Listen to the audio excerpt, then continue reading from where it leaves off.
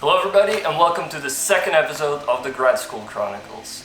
As you can tell by the mess, I'm not in my room, I'm in my office. And the reason why I'm in my office on a Sunday is because I really need to get going and prepare my presentation, which is coming up in 4 days. So I thought I'd make an episode about preparing and giving a scholarly presentation. Let me tell you about the reason why I have to give this presentation. So at the University of Calgary, in the Department of Chemistry, master's students have to give one seminar throughout their graduate career, and PhD students have to give 2 seminars throughout their graduate careers.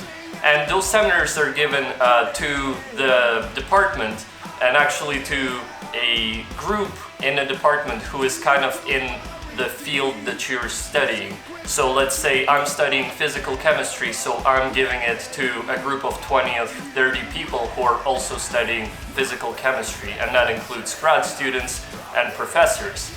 And unfortunately, I'm being judged on this presentation, so I have to kind of, give a shit about it a little bit. And this brings me to the very first and probably the most important tip about preparing a presentation, and that is know your audience. So for me, even though I am giving a presentation to the specific focus group of fellow physical chemists, I still know that not all of them do exactly what I'm doing in the lab, and hence I need to adjust the level at which my presentation sits in terms of the content and the background understanding needed to follow my presentation, to probably a level of just a freshman graduate student. Even though there are going to be profs who are closer to exactly what I'm doing, and also there's going to be graduate students from my group who obviously can follow my presentation fairly well, even at sort of the highest level that I can possibly give it. But I don't want to give a talk to just select few people, those 2, 3, 4 people in the room who are going to really know off the top of their head every concept that I'm going to bring up. I want to give a presentation to the whole room, and for that reason I need to scale the level of knowledge I'm expected of my audience to have down to the level that I think any starting up graduate student in chemistry is going to have. So that's your tip number 1. Now let me tell you about where I'm at with preparing my talk. I chose to present on a topic that I'm not working on per se, but it's very close to what we do in our group here. So for the last 2 years, I've actually just been interested in this topic, and the topic is singlet fission for any physical chemists out there who might be interested. Anyway, so for quite some time now, I've been having ideas about potential topics that I want to target within the main frame of the singlet fission. And probably about 2 weeks ago, I really started to narrow down on select papers that I want to pull information out of and build some kind of story around it to present the topic in all its beauty. So currently I have a really rough draft kind of PowerPoint with a whole bunch of texts and ideas and crappy figures that I've pulled out of the papers in order to have some kind of flow, start building some kind of flow of the story outline in a sense. So one thing that I've noticed with myself over the times that I've had to prepare presentations is that having an outline is a two-edged sword in a sense. It's really great in order to keep your ideas organized, and I highly encourage you to have an outline and start preparing an outline for your talk or for even writing a manuscript. I find that the simpler my outline is, the easier it is for me to go back and change things in it. And I think it's some kind of a psychological thing that if I have an outline that is very descriptive, I went through the trouble of making those connections in the outline. However, once I start looking at the papers and start kind of rebuilding some ideas, I find it very difficult to now go back and adjust that already kind of perfect, in a sense, outline to fit the needs. So my second advice for you is that if you choose to use an outline and make an outline for your talk, don't be too specific and don't be hesitant at any point to go back and change things, because the first idea you had about making a presentation and the first idea about having that flow maybe wasn't the best, now that you've read a bunch of papers and saw new figures and new statements from the authors that you might want to include into your talk to make it stronger. Now that I have my outline, I have my rough draft of ideas, it's time for me to actually sit down and make a good version of the talk that I will first run by my group members and my supervisor and see if there is any adjustments and tips that they can give me about improving it. And but that's going to serve as the backbone of the real thing that I'll be presenting in a few days to the department. So I went ahead and I found the official University of Calgary presentation template for PowerPoint, and this is what it looks like. Now, as you can see, the color scheme is pretty good. There is a University of Calgary logo, there is general places to add your name and title and blah blah blah. However, one thing that I absolutely hate about this particular template is that further slides, every single slide you add to the actual PowerPoint has this giant space at the top that is just unusable for really anything. It has the University of Calgary logo again, it has a place for the title. I mean, the place for the title is fine, but I mean, it's just personal preference, but I couldn't care less about people knowing that I'm coming from the University of Calgary. So if we try to add a slide, no matter what slide we add, it's always going to have that logo. Another nitpicky thing about this particular template is that the numbers, the page numbers of the template are just way too small. I mean, you have to realize that giving a PowerPoint presentation is a low quality kind of media to present to people, right? Somebody in the back of the room, and probably you right now, even though my camera is literally a foot away from the screen, but I don't even know if you can see the number that this is slide number 2. You can certainly see that I'm coming from the University of Calgary, but anyway, it's just personal preference, little things like that. I think for me, I am not going to use the official University of Calgary template. Instead, what I'm going to do is to use my very own template, which starts off like this. Yeah, it's just a blank piece of paper in a sense. And here I'm going to add, in my own way, the titles, the page numbers, so that I think they're visible to the people sitting in the back of the room when I give this talk. Anytime that during the presentation when somebody has to say, I'm not sure if you can see this, really there is no excuse for saying that. You're the one making the presentation, you had the time to edit things to make sure that everybody can see what you're showing. That's your tip number 3.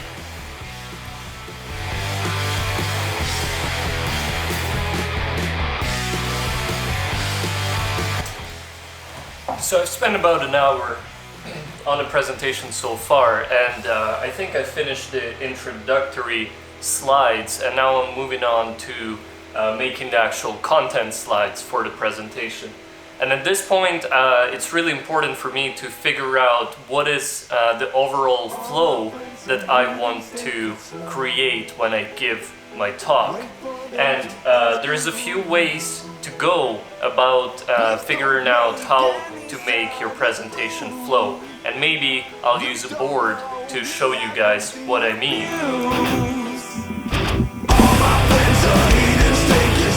So one common thing that you might hear people talk about is creating this funnel flow where you start with a big picture and then you narrow down your ideas to get to the point that you're trying to make. So that would, let's just say, look something like this.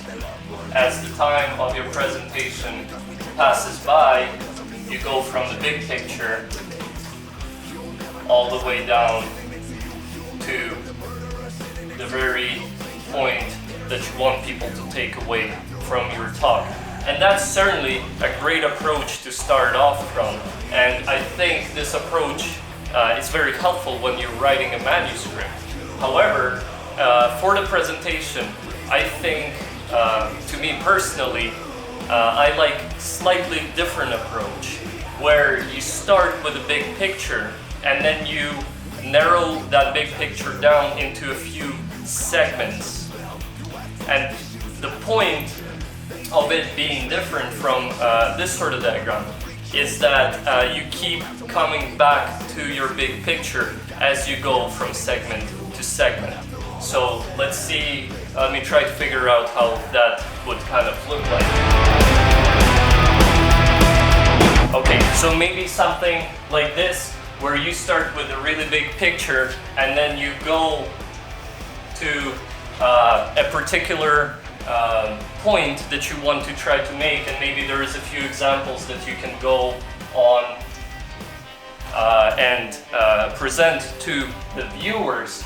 But the most important thing in this kind of diagram is that instead of moving from the big picture to your narrow point as the presentation times go by, kind of in a linear fashion, the way that I like to do things is by having to go from big picture to your point and to your narrow point, but then coming back to the medium kind of idea and back to the big picture before you go on and make your next point.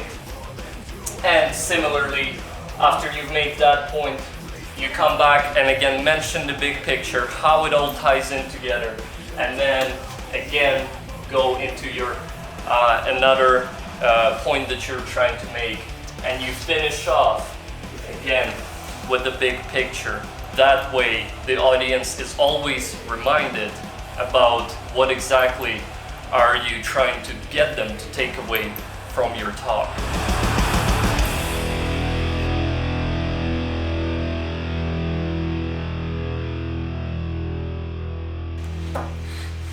So I've been working on my presentation for the last 3 hours or so, and I only got about 6 slides done, which doesn't sound like a lot, but I'd say it's more about the quality rather than quantity of slides.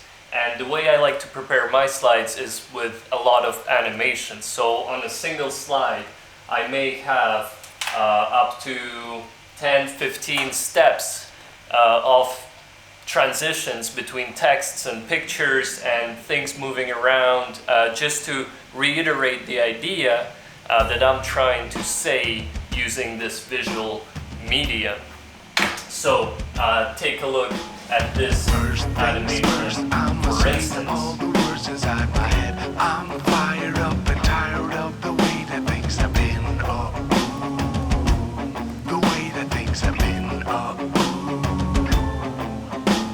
Second thing, second, don't you tell me what you think that I can be. I'm the one at the sail, I'm the master of my sea. I do find using animations helps me reiterate my ideas when I give a talk. So that's my tip number 5, I think, is try to use animations.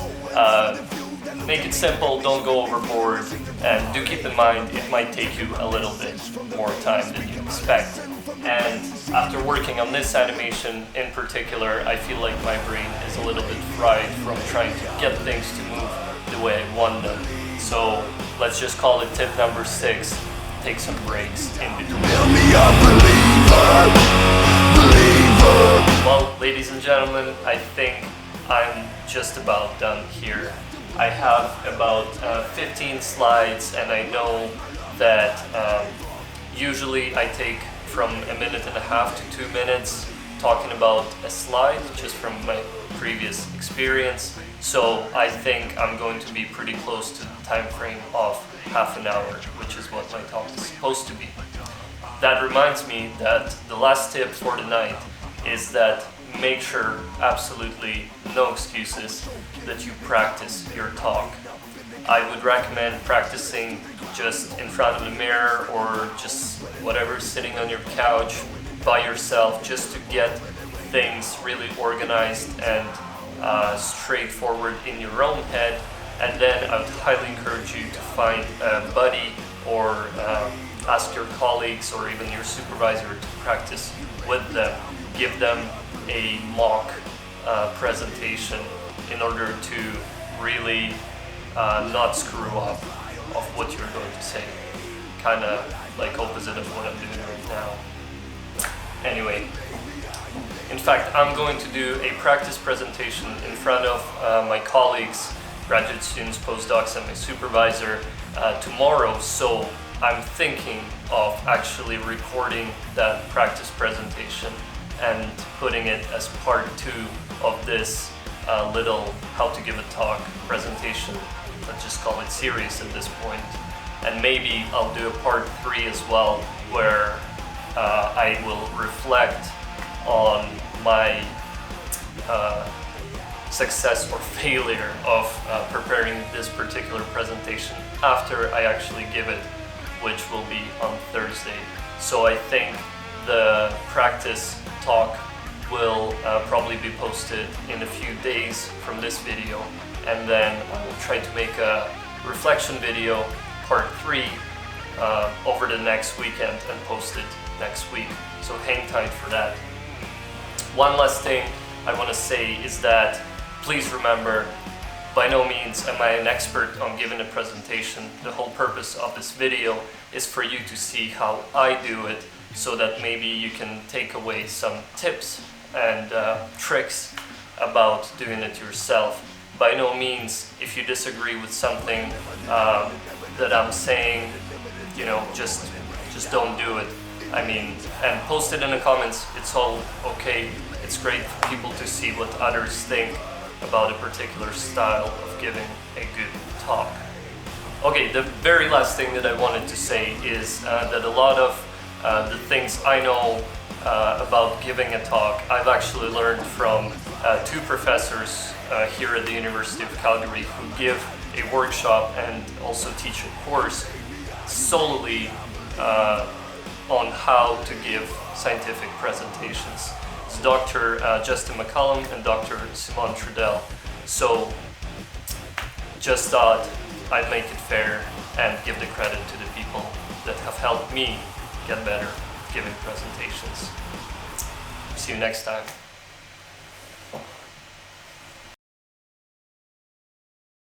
Okay, so I arrived at work and I forgot to erase the board last night, and this morning we had a little chat about the possible explanation of what I was trying to explain yesterday. And Dr. David Press has an excellent scenario of what happened in this diagram. David? Yeah, so I came in and initially wasn't sure what this was all about, but clearly you can see the word big written on the board in multiple locations. I'm not sure what the stylized G is about. I haven't really figured that one out yet, but clearly this is like a UFO mothership. And these are kind of like intermediary ships, and then these are the like individual kind of vessels for single pilots. So Vlad is clearly just demonstrating an alien invasion. Lots of interaction in between the individual pilots and the intermediaries, and it's like a chain of command thing. As far as this is concerned, T always means time, can't mean anything else. Unless temperature's involved, but here clearly it's time. And we're starting here with big signifies the mothership. Okay, and as time progresses, things get smaller, and that's a reference to technology increasing over time. And things are going to get bigger, so big here eventually gets small relative to new technology. Finally, presumably this is going to time zero or time infinite, reaching some sort of a condensed matter state where everything is super dense compared to the big things in the future. So, thank you, David. What it's about. Yeah. Hope that helps you with your presentations. This is what we do in chemistry. Yeah.